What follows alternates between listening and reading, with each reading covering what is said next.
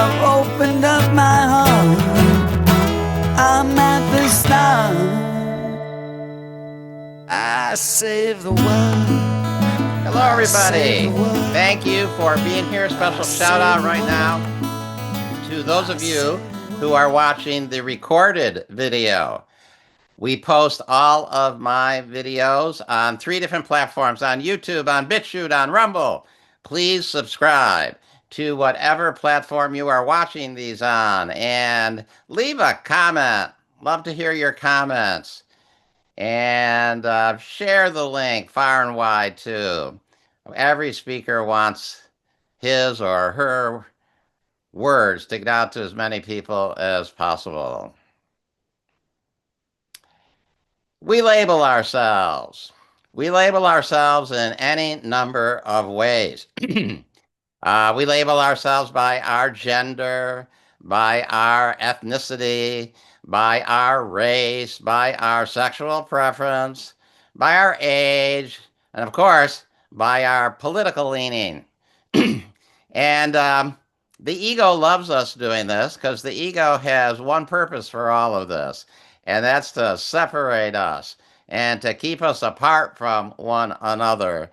And we believe we are different than from the other who does not have the same label as we do. And this has come up for me to look at and confront this past week.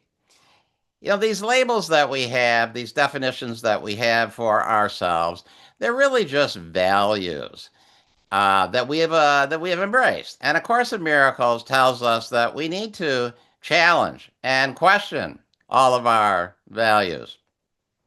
Quote, to learn this course requires willingness to question every value that you hold. Not one can be kept hidden and obscure, but it will jeopardize your learning. So we have to question all of these values. It doesn't mean that we question them and necessarily let go of them, but I think it means that we have to hold them kind of lightly. That regardless of how attached to them we may be, they are not the ultimate truth about us in any way, shape, or form. They may be things that right now seem important to us, and we may talk about them and act from our identity of them. But still, we're cautioned and we're told to basically hold them lightly. Don't let these things become your ultimate self. I actually believe that our success as miracle healers, as teachers of God, comes from our ability to question every value that we have. So just ask yourself silently right now, honestly, how willing are you at this moment, this time in your life to question your values? I actually think our society right now has taken these definitions and these divisions to an extreme that I don't remember having been taken to before. Now, the truth is, I don't know. In the past that I remember, as the Course says, never was. And, my perception of the present is probably always going to seem more vivid than my perception of the past. But I don't remember things being quite this divisive and fractionalized as they seem to be right now. So, that's why I think Holy Spirit is guiding me to address this. I mean, it's something that I need to break up for myself, but it's also something that I offer up out there for all of you to question and break up for yourself. So, obviously, the one that comes to mind is the political thing that's going on right now. I've never seen people so factionalized and willing to reject half of society because that half of society doesn't share the same political values or the political ideas that you currently have. I remember when I was a teenager and when I was a young adult, I puzzled over the differences of the political left and the political right. I knew there was supposed to be this thing of this polarity between the right and the left, between Republicans and Democrats, but honestly, I had trouble putting my finger on just exactly what it was. Frequently, couldn't see a difference between the Republicans and the Democrats. I saw different candidates.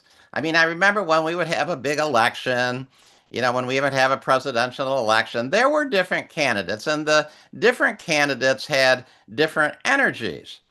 And I was able to discern the differences between candidates. But how this translated into different political ideologies eluded me. And it eluded me for a long time.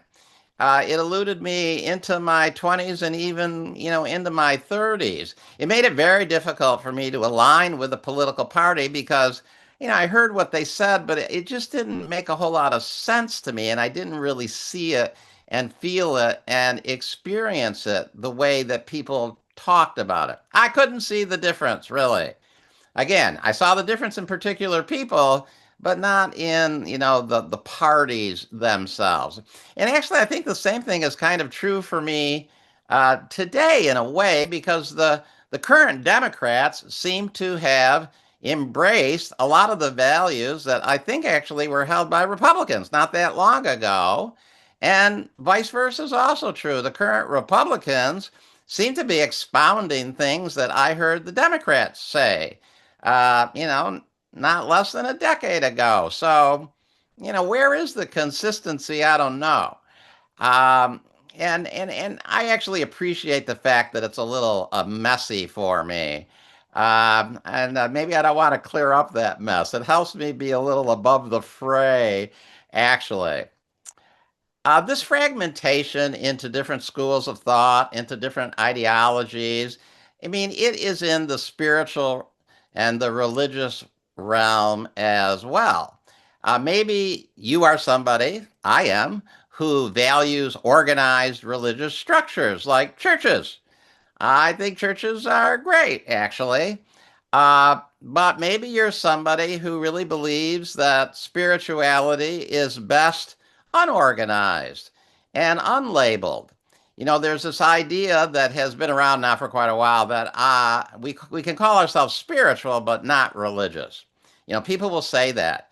I'm spiritual but not religious. In fact, there's even an acronym for it, the SBNR, spiritual but not religious. Actually, I've even seen that little acronym show up on, check boxes, when you're supposed to be checking, how you are or who you are religiously. SBNR, spiritual but not religious, is something that shows up sometimes that you can check. So I mean, there is that. That shows up in our community. There's divisions that show up in the A Course in Miracles community too. I mean, perhaps you're somebody in the school of thought that thinks A Course in Miracles is really a mind-only approach. We need to just like work with the mind.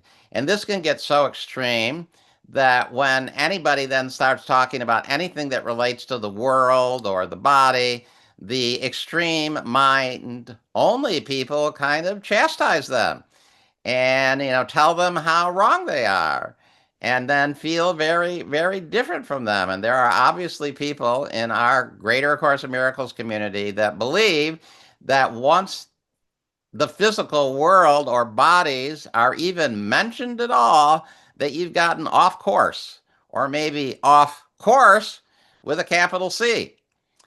And there are people who believe that you should only read the Foundation for Inner Peace book because that was the one authorized by the scribes. And that if you have embraced any of the other books, like the original edition or Robert Perry's complete edition, while the FIP only people believe that's some kind of heresy. That you really even shouldn't have those books around in your house. That we really need to stick to the one that was authorized by the scribes. And that division is in our own A Course in Miracles community and plays itself out in any number of ways. And today, just sitting here from my purview, these differences are going to exist, and we are going to have our ideas and our predilections and the things that we like and the versions that we like and the approach that we feel comfortable with and the values that we have and that's all going to happen and that's fine, but to become so strongly identified with these things that we don't want to participate with others, that we will exclude others who think differently than us. I mean, that's just a manifestation of separation. And it's from separation that all sickness and war and all the ills of the world come from.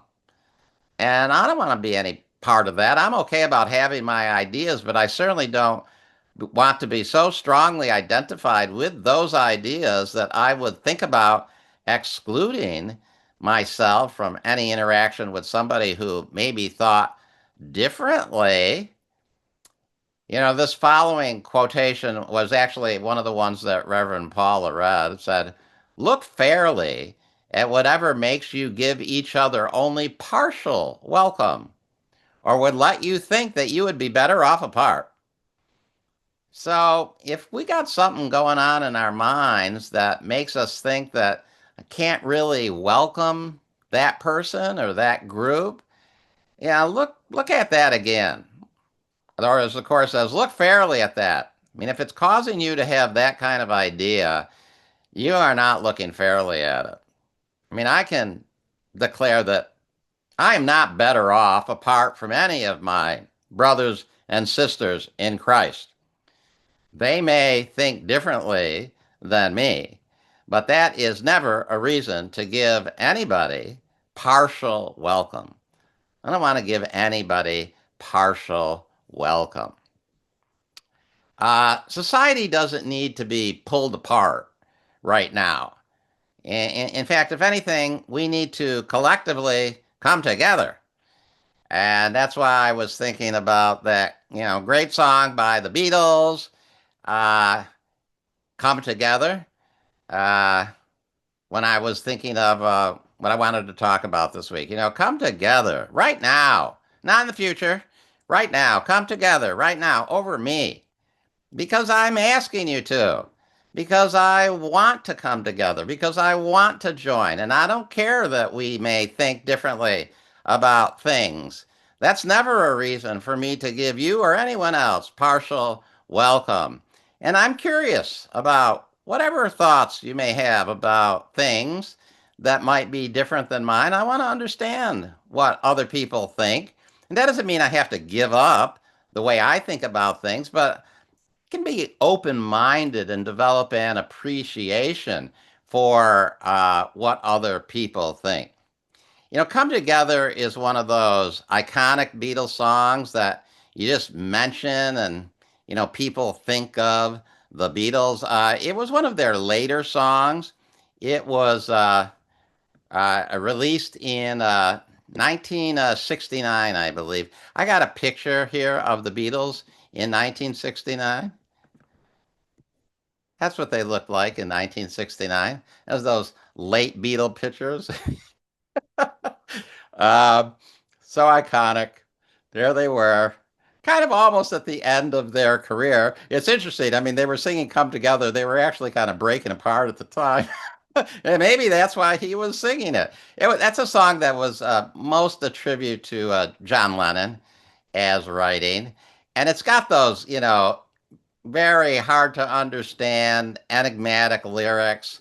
But somehow the fact that the song is almost illogical didn't ever really affect its popularity. People love that song. People associate that song with the Beatles, regardless of the fact that it's so hard to even understand. I did a little research on that song, Come Together. I found out some interesting things about it. It was actually the meme Come Together came from Timothy Leary, who was actually running for governor. And that was their slogan for their campaign, Come Together. And apparently they at one point were asking John Lennon to help them come up with a campaign song. And so he was working on something come together. But also some of the enigmatic, kind of symbolic lyrics of Come Together come from an old Chuck Berry song that is called You Can't Catch Me. And the lyrics have come together. It starts with, "Here come old flat top, he come grooving up slowly. He got Jew eyeball. He won holy roller. He got hair down to his knee. Got to be a joker. He just do what he please." You know, Kind of hard to understand. But what I found out is John Lennon ripped some of those lyrics off from the Chuck Berry song, "You Can't Catch Me," which has this lyric: "Here come a flat top. He was moving up with me. Then come waving goodbye in a little old souped up jitney." So he was kind of just riffing off stuff he knew. He actually said that the lyrics didn't really make a whole lot of sense. He was just using the lyrics to sort of fill the place in and carry the melody forward. He was just really working a little more on the melody than he was on the lyrics, and just sort of using whatever lyrics kind of came to mind in a free association. He was also at that point a little kind of sick of people trying to read too much into his lyrics. And so he was just singing whatever he wanted to, whatever sounded good, borrowing from here and there. So, regardless of the fact that the lyrics of Come Together don't seem to make a whole lot of sense, they've still become very symbolic of the Beatles. And all you got to do is hear a few lines of that song. You know exactly what it was if you were living through that time. It has become a symbol for the Beatles themselves. And if you list any, if you see any list of what people consider great Beatles songs, that's always right near the top of the list. Come Together. So, when something really becomes a symbol for the group itself or for the thing itself, that's what a name is. A name is something that symbolically represents something. So the song Come Together symbolically, in many ways, represents the Beatles, especially during that phase of their career. It's actually a good symbol for them. It's actually a way of naming them. And that reminded me of the whole name of God thing. People puzzle over this idea about what's God's name, and I think actually they make a little too much of it. The name is really just something that brings something to mind. All those lyrics that come together, they don't really mean all that much, but they bring the Beatles to mind. And the name of God doesn't actually, in and of itself, have to mean too much, but it should bring God to mind.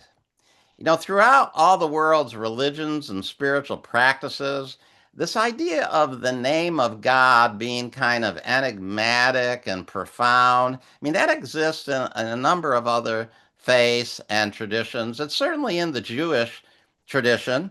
In the Jewish tradition, the name of God for some Jewish sects is unspeakable. You should never speak it.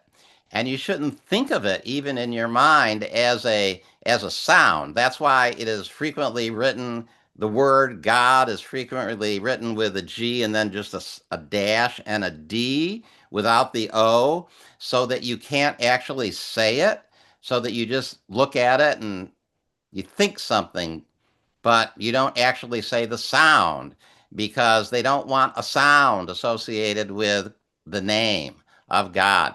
Sometimes they use the four letters, usually all capitals, like YHWH. That's called the tetragrammation.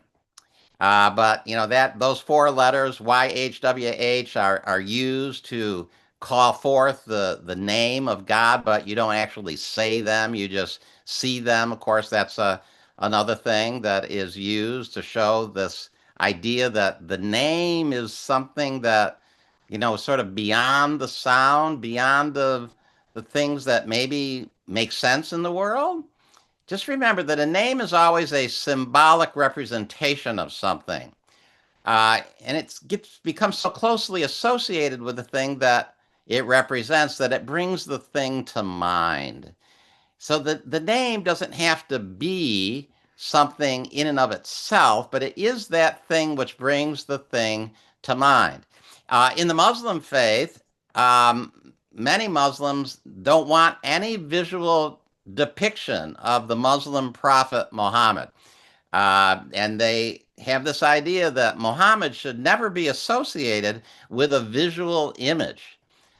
And that's related to this whole name of God not being something that you can say or hear or see, even, because it should evoke something beyond that, something that exists apart from the symbol. And A Course in Miracles has these ideas too. In A Course in Miracles workbook lesson number 184, it says, "The name of God is my inheritance." And we passed that lesson, not that long ago. And that's really enigmatic too, because it keeps telling you to repeat the name of God. Yeah, but it never gives you a name to use, you know. And then in the very next lesson, uh, it tells you this. It says, God has no name, and yet his name becomes the final lesson that all things are one. And at this lesson does all learning end. So, lesson 183, I call upon God's name and on my own. And then lesson 184, the name of God is my inheritance. They follow in that tradition of the Jewish and the Muslim faith of just being a little abstract about the name and what you're using for the name. Sometimes when I come across those lessons, I think of it in terms of like a Zen Buddhist koan, those questions that don't really have a logical answer. A question like, what is the sound of one hand clapping? Doesn't really have a logical answer, but the question is important because it causes people to expand their mind and it breaks people out of the little mental traps that we have put ourselves in. Lesson 184, the name of God is my inheritance, does have a little off ramp to give to A Course in Miracles students to get them out of this dilemma. And it says this, it says, use all the little names and symbols which delineate the world of darkness, but accept them not as your reality. The Holy Spirit uses all of them, but he does not forget creation has one name, one meaning, and a single source which unifies all things within itself. So we don't have to get too married and confused by all these ideas about the name and what it means and what anything means, really. And we can just speak and use the words of the world. Maybe that's what John Lennon was doing when he wrote that song. He wasn't all that concerned with the lyrics. He just wanted to convey an energy and a musical expression. And he just used whatever lyrics came to him, whatever lyrics he wanted to borrow from Chuck Berry or whomever. But he came up with something so iconic that it represented the group itself. I thought it was interesting that Julie decided to sing a song from the Beatles today, too, since I was going to talk about the Beatles. A little synchronicity there. So we can use all the names that the world gives us, and we can use whatever name of God we want to, but we can't get too married to it, and we can't get too attached to it, because it's really just a symbol that represents something that actually is almost impossible to symbolize. So while the name of God is holy and unspeakable, we can still function in the world and use whatever names uh, we feel guided to use. Just use them lightly. Don't get too attached to them. Use them as a pointer. Use them as a placeholder. And this refers back to what I started to talk about, which is the names we give ourselves. Are you a liberal? Are you a conservative? Are you a Republican? Are you a Democrat? Are you a heterosexual? Are you a homosexual? Um, Are you a senior citizen? Are you a young person? Uh, am I an Italian American? My grandparents all came from Sicily. All of those things. We can use those things. They can be the names that we call ourselves. But if we get so married to them and attached to them that we exclude others because of it, and we think that we can only really associate meaningfully with those who have similar names and similar energies, well, then we've taken it to a level that it shouldn't be taken, because then it's just promoting separate. It's not promoting unity, and it's not really coming together right now with me. It's separating, and I don't want any part of that. And there's too much of it going on right now in the world. Again, I say maybe it was always going on in the world, but it's now, and so it seems more and more pronounced. Doesn't really matter. Regardless, I want to come together right now over me. I don't want to separate, and I don't want to give anybody partial welcome. Any discussion about the name of God and naming ourselves, defining ourselves, I think it's important to remember that actually late in the workbook lessons, the workbook does give us a name for God. It's workbook lesson number 356. It says sickness is but another name for sin. Healing is but another name for God. The miracle is thus a call to him. So healing itself is a symbolic thing that brings to mind God. And so it's healing itself is a name of God. And I think about that every day when I write the healing team, and I do my guided best to be a healer for the team, for the church, for the world, that I'm really calling upon God's name, because it is that symbolic thing that brings the reality to my mind. And that's what a name is. And that's really the only name I want for myself. I may use those other names, the gender, the age, the ethnicity, the sexual preference or lack thereof. But the real name I want for myself or for God is that of healer. I want to be a healer. I want to come together right now over me with everybody. I don't want to exclude anybody. There's way too much excluding that seems to be going on in the world right now. My energy wants to be about uniting, coming together. And thank you for coming together with me here today. Amen. That's my talk for today.